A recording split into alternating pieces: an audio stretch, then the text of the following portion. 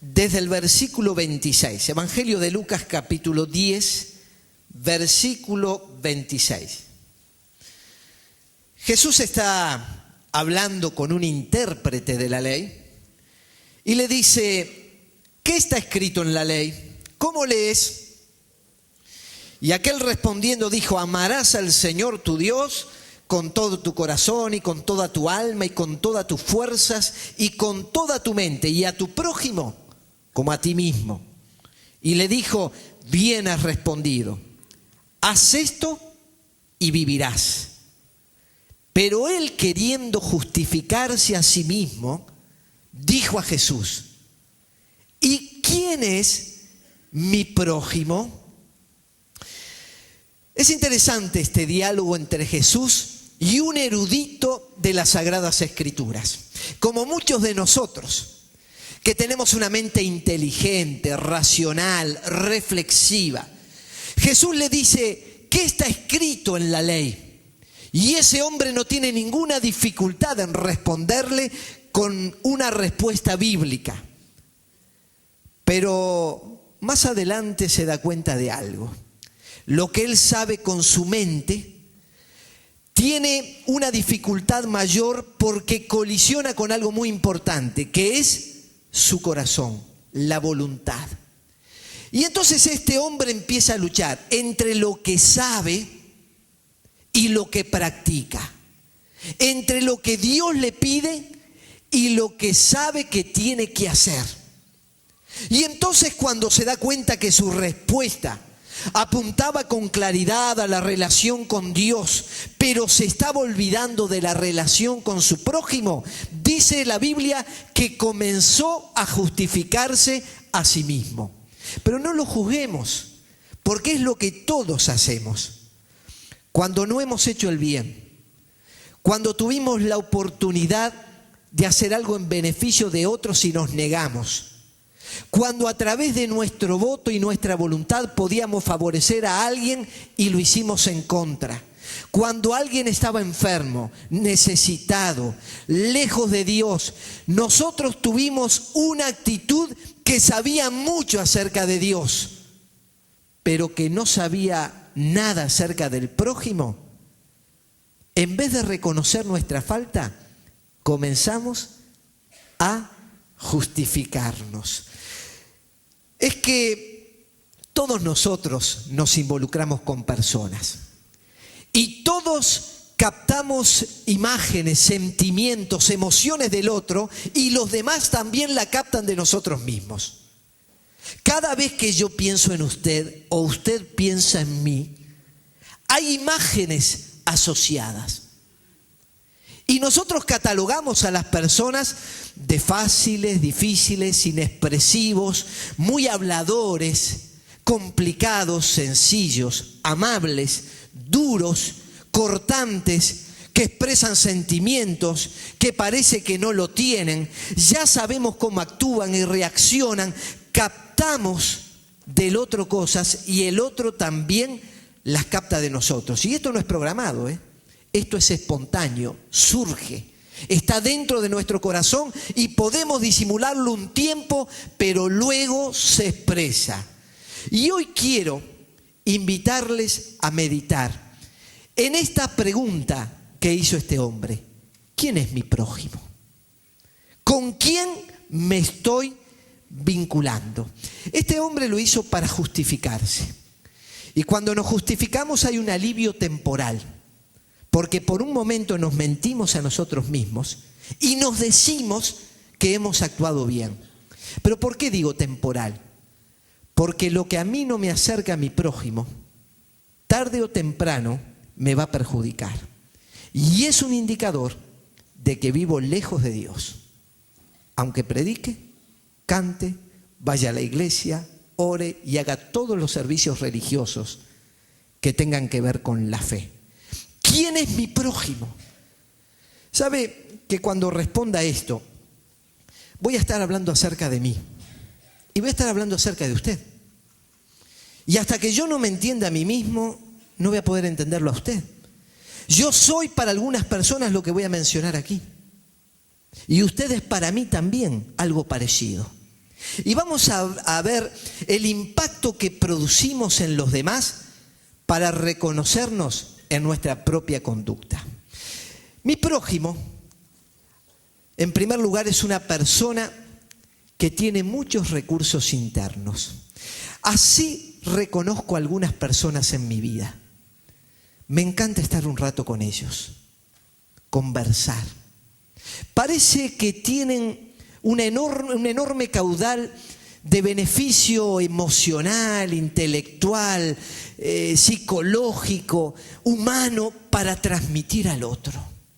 Un rato con ellos produce lo que ahora se llama mucho, nos energiza, nos da fuerzas. Nos hace tanto bien un apretón de manos de ellos, una mirada, saber que contamos con esa persona, que le tenemos cerca nuestro. Esta clase de gente no es consciente del buen impacto que produce en los demás. Porque esta clase de personas no actúa, simplemente vive, está interiormente enriquecida y tiene la capacidad de enriquecer a otros seres humanos. Usted fíjese que esta clase de personas siempre está rodeada de gente. Le buscan, lo llaman, porque su actitud positiva hace que los demás se encuentren en esta clase de gente, personas que pueden aportarle cosas buenas, ánimos y motivación. En una sociedad tan deprimida, sin utopías, sin ganas, donde todo el mundo se queja, estas personas son generadores de esperanza. Usted recuerda el pueblo de Israel. Dios les llevó por un tránsito difícil, atravesando el desierto. Y el pueblo se entró a deprimir. Y empezaron a haber comentarios contra los líderes del pueblo, contra la situación económica que vivían, contra la situación social, los temores del futuro.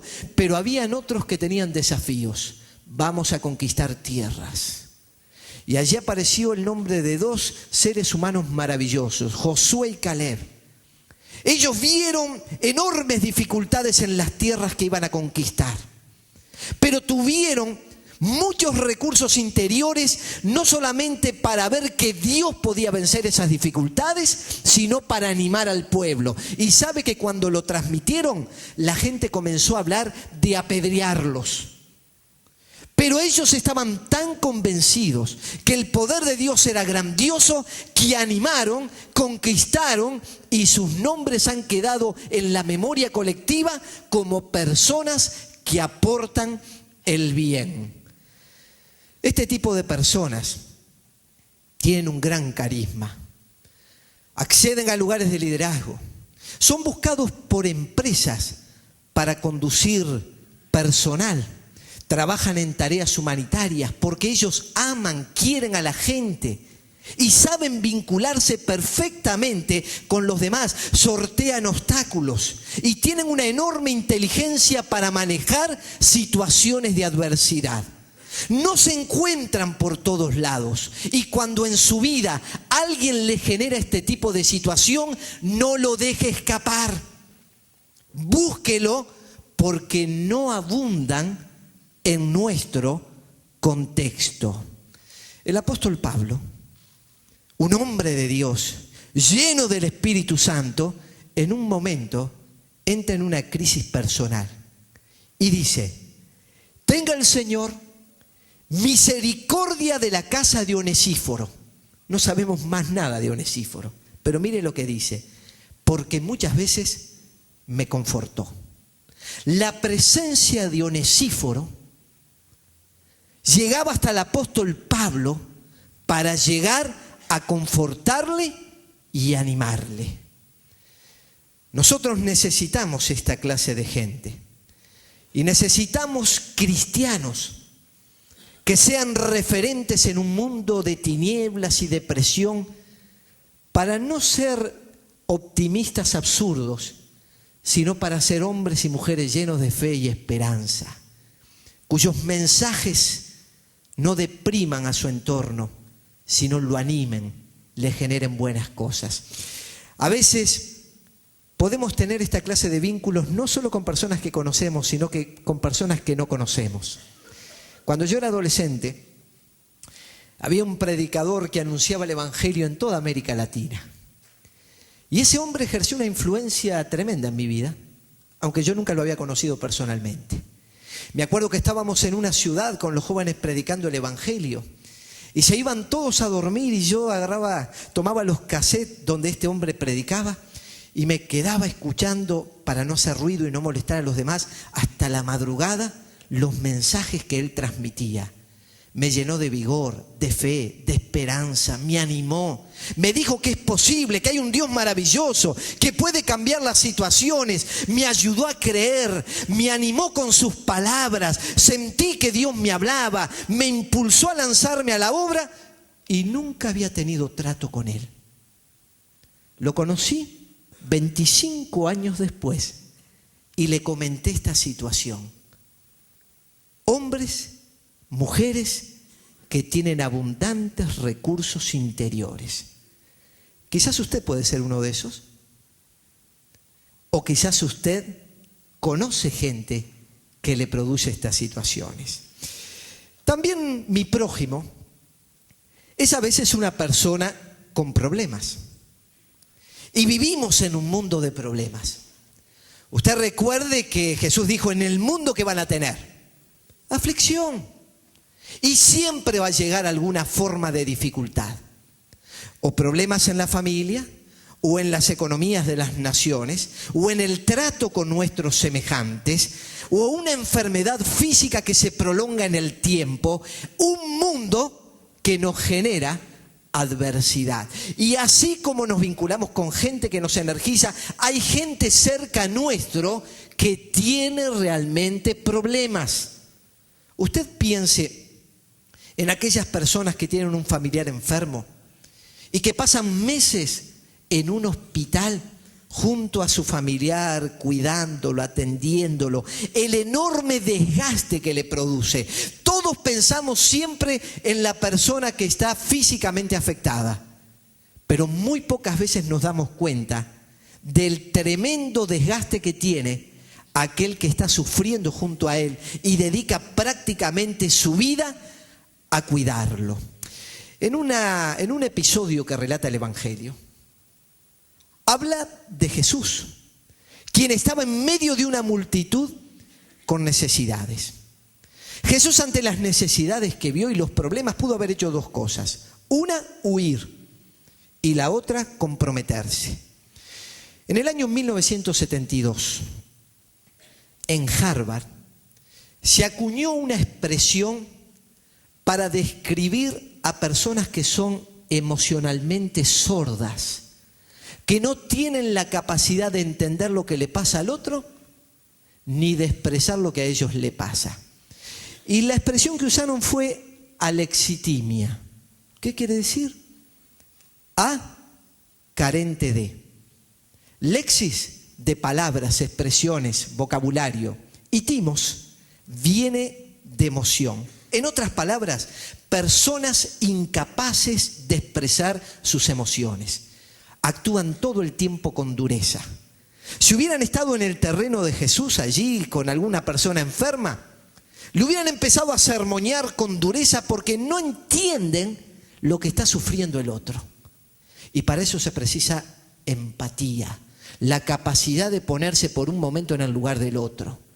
Sentarse del otro lado del escritorio, pero estar sentado en la silla del que estás escuchando y darte cuenta de lo que está pasando y viviendo, porque es muy fácil juzgar las situaciones de los demás, como los amigos de Job. Ay, Job, las cosas que dices y que hablas. Si Dios estuviera contigo, no te hubiera pasado eso. Dureza en sus expresiones, incapacidad de transmitir algo bueno. Lo de Jesús fue distinto. Va caminando con la gente y dice, alguien me tocó. Y Pedro le dice, ¿cómo que alguien te tocó si hay una multitud que te apretuja? Dice, no, yo sé que alguien me tocó porque poder salió de mí. Y una mujer aparece y dice, yo, hace 12 años que estoy padeciendo una enfermedad. Y al acercarme a Jesús y tocarle, poder salió de él y fui sana en este momento. Eso es lo que el Señor nos pide. que algo de poder se desprenda de nosotros en beneficio de los demás. Estamos con personas que están sufriendo en cualquier ámbito y en cualquier lugar. Y que tengamos la capacidad de entenderlos y que algo se desprenda de nuestra vida. ¿Recuerdan lo que dijo Jesús? Yo tuve hambre y ustedes me dieron de comer. Yo tuve sed y ustedes me dieron de beber. Yo estuve enfermo y me visitaron.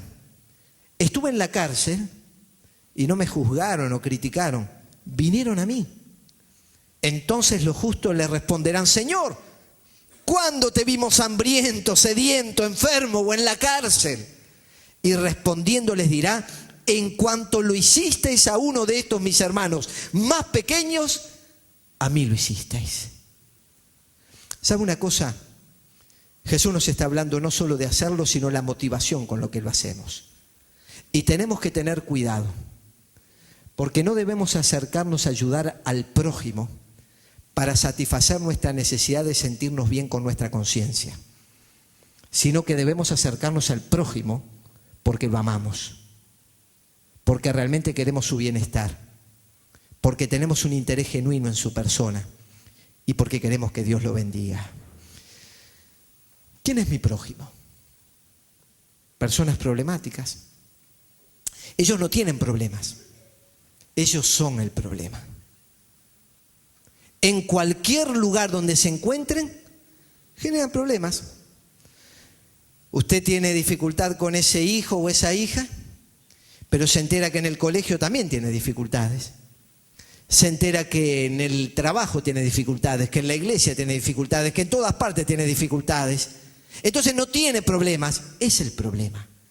¿Usted no conoce gente que donde hay 2 o 3 congregados generando conflictos, allí están ellos en medio? Yo puedo rastrear históricamente a personas que siempre han estado involucradas en problemas y conflictos con los demás. La gente viene y dice, ellos tienen sus traumas, sus complejos, pero eso los habilita para hacer y decir cualquier cosa en todo tiempo. ¿O usted no tiene derecho también a tener sus traumas y complejos? ¿O todos los demás somos absolutamente sanos y los demás son enfermos? Mire, yo conozco personas que son cultas, exitosas en los negocios, son muy buenos en sus valores, pero son emocionalmente inestables e inmaduros. No tienen firmeza, no son robustos en su mundo interior. El gran problema es que tanto hemos enfatizado asuntos de la fe que estamos todo el tiempo mirando hacia el cielo y Dios nos invita a veces a mirarnos hacia adentro, que es mucho más complicado, y empezar a mirar a nuestro alrededor de un modo correcto. Yo les quiero hablar de un personaje bíblico que está en esta situación que les estoy hablando. Este hombre fue llamado por Jesús, participó del grupo de los 3 íntimos, estuvo en el monte de la transfiguración y vio una escena espectacular del Señor Jesucristo. Pudo ver milagros portentosos. Este hombre además tuvo la capacidad en el día de Pentecostés de hablar en idiomas que no conocía. Fue líder inicial de la iglesia. Escribió cartas apostólicas que todavía hasta el día de hoy siguen influenciando positivamente a muchas personas. Pero este hombre, que además tenía una empresa con barcas y empleados a su cargo, tenía tremendos problemas para vincularse con los demás. Ya saben ustedes, me estoy refiriendo al apóstol Pedro. Donde él aparecía había problemas. Por ejemplo, quiso caminar sobre las aguas y se hundió. Cuando el Señor le dice, voy a ir a la cruz, le dice, no, Señor. Y el Señor le dice, aléjate de mí, Satanás. Cuando estaba en el huerto, toma una espada y le corta la oreja a uno. Cuando estaba en el patio de una empleada, lo negó ante ella diciendo, yo no conozco al Señor. Se arrepiente, vuelve a su trabajo inicial y sucede otra cosa. el Señor se le aparece y lo levanta. Empieza a caminar con el Señor y dice, ¿y qué va a pasar con Juan? Y el Señor le dice, ¿vos qué te preocupás de Juan? Preocupate de tu propia vida. Y luego comienza la predicación del Evangelio y no entendía que tenía que ir a predicarla a los que no son judíos. Dios le tuvo que mostrar una visión. Y aún después de mostrarle la visión, en Gálatas el apóstol Pablo le tuvo que recriminar porque su actitud generaba conflictos entre los cristianos que provenían del judaísmo y los cristianos que provenían del mundo gentil. Este hombre vivía en permanentes conflictos. ¿Sabe lo que me muestra esto? Que uno puede ser un pastor, un predicador, un líder espiritual, un anciano, un conocedor de las Escrituras como el intérprete de la ley, pero emocionalmente tener conflictos no resueltos. Fue el caso de Pedro, que el Espíritu Santo ha querido dejarlo para que podamos manejarnos también nosotros. Claro, lo que pasaba con Pedro era que el Señor le tenía paciencia, pero ¿sabe lo que sucede? Los que rodeaban a Pedro no eran el Señor. Eran seres humanos comunes y corrientes. Y si usted es problemático, el Señor le tiene una paciencia tremenda. Pero los demás no son el Señor. Y van a perder la paciencia. Y van a terminar alejándose de usted. No le van a criticar como una persona mala o pecadora, pero se van a dar cuenta que siempre está en situaciones conflictivas. El último tipo de personas que quiero mencionar son aquel prójimo con los que siempre estamos en deuda. Yo me di cuenta un día que había personas ante las cuales siempre estaba rindiendo examen, pero lo más lindo del caso es que nunca aprobaba. Siempre tenía que dar cuenta de mis actos, de mis hechos, de lo que predico, a dónde fui, dónde no vine, y siempre me sentía en deuda. Hacía lo que hacía, nunca iba a satisfacerles y me convencí. Hay personas que nos van a exigir desmedidamente, de acuerdo a sus caprichos, a sus antojos, a sus anhelos, pero no de acuerdo a la verdad. Y sabe, cuando yo percibo a alguien así, me siento esclavo. Y el esclavo no es feliz. El esclavo busca la libertad, busca huir, busca escapar. Y cuando usted se pone en el papel de juez de los demás y está permanentemente exigiéndoles cosas, y mucho más cuando usted pertenece a ese primer grupo de personas que mencioné, que siempre están dando, que siempre están aportando, los demás no solo no le van a aportar a usted, sino todavía le van a exigir más. Y como usted nunca llega, siempre se va a sentir en deuda. Ahora, estas personas son inseguras. Usted observe, si usted da mucho tiempo a otros o habla con otros, ellos ya están confabulando, imaginando, asociando ideas. Y sus inseguridades se transmiten en lo que usted hable. Esto le pasó al mismo Señor Jesús. Él tenía amigos en una ciudad llamada Betania. Y sus amigos se llamaban Lázaro, María y Marta. Y muchas veces Jesús fue a esa casa. Los bendijo, los atendió, los ayudó. Pero miren lo que sucedió en una oportunidad. Lázaro muere. Y Jesús llega unos días después. Y le sale al encuentro Marta. ¿Usted qué hubiera hecho si hubiera sido Marta? Yo le digo lo que hubiera hecho. Lo primero que le hubiera dicho al Señor es: Jesús, eres bienvenido en esta ciudad y te agradezco mucho por haber llegado en medio de esta situación de duelo hasta nuestra casa, hasta nuestra familia, a traernos tus palabras de consuelo. Jesús, te hemos preparado una habitación para que estés confortable. Aquí tienes unas sábanas limpias, una toalla para que te puedas higienizar, un buen colchón y una buena almohada para que descanses en la noche. Y cualquier necesidad, Jesús, estoy a la orden para atendértela. Jesús, ¿has tenido costos en tu viaje? ¿Cómo podemos ayudarte? Eso es lo que hubiera hecho una persona normal. Pero mire lo que dijo Marta. Las primeras palabras: si hubieras estado aquí, mi hermano no hubiera muerto. En otras palabras, me fallaste. Ahora, Jesús no le respondió nada, porque ya sabía manejar a este tipo de personas con las que siempre estamos en deuda. Nunca las vamos a satisfacer. Aunque nosotros recordemos muchos episodios en los cuales les hemos bendecido y a veces hemos bendecido sus vidas y sus familias sin que ellos sepan lo que hemos hecho. Y sin embargo, cuando vienen a hablarnos, nos vuelcan toda esa carga de maldad, de bronca, de ira, de basura. Somos tachos de basura para andar todo el tiempo recogiendo lo que esta gente nos quiere transmitir.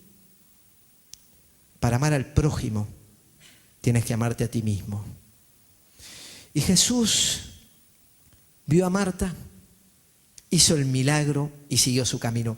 Pero seguramente Jesús habrá pensado. Yo estuve 2 veces con Marta, por lo menos así lo relatan los evangelios.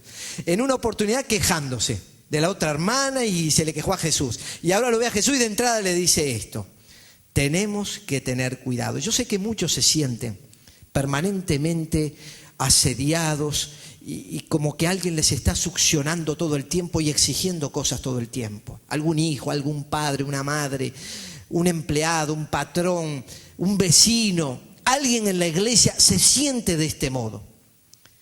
Usted tiene que saber que no es ni omnipotente, ni omnipresente, ni omnisciente. Usted tiene límites. Y la Biblia dice: lo que te viniere a la mano para hacer, hazlo según tus fuerzas. En otras palabras, no tienes fuerzas para todo. Y tú sabes hasta dónde puedes ir. Cuando tú sabes que has dado lo mejor de ti, con la mejor intención, con el mejor corazón y con los mejores propósitos, pon la cabeza en la almohada y aunque aparezca Marta y te diga cualquier cosa, tienes que estar tranquilo. ¿Quién es mi prójimo, Señor? Mi prójimo es este, pero hay muchas facetas más de mi prójimo. Pero debo saber algo, que yo también soy el prójimo de mi prójimo. Entonces, por eso yo tengo responsabilidades hacia los demás. Y cuando yo estoy haciendo esta descripción, a veces me encuentro en uno o en otro de los grupos. Y así usted puede percibirme. Pero a veces yo también percibo a los demás, en uno o en otro de los grupos. ¿Quién es mi prójimo, Señor? Que no sea para justificarme esa pregunta, que sea para comprometerme. Y sé que cuanto más cerca vivo de Cristo, más de sus anhelos y más de sus deseos, más cerca también me encuentro de mis semejantes. Vístanse con el vínculo perfecto del amor. Que Dios nos bendiga.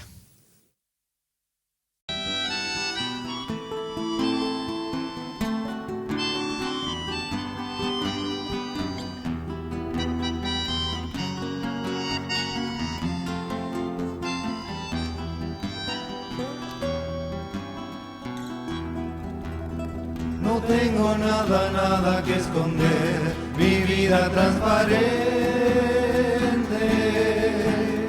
Ya Cristo ha quitado en su morir las cosas raras del ayer. No tengo nerviosismos de prever desgracias que me puedan suceder. La paz ha inundado ya mi ser y no hay por qué temer. Mi íntimo rincón de agradecer está lleno de amor y fe. La Biblia, el mate y el amanecer renuevan mi fervor por él. No tengo grandes cosas que contar, no tengo ni siquiera un buen pasar. Mi vida es tan sencilla que al final cabría en un cantar. En Cristo tengo todo, no hay nada que me falte. Las cosas más comunes tienen sabor por él. Hoy tengo por basura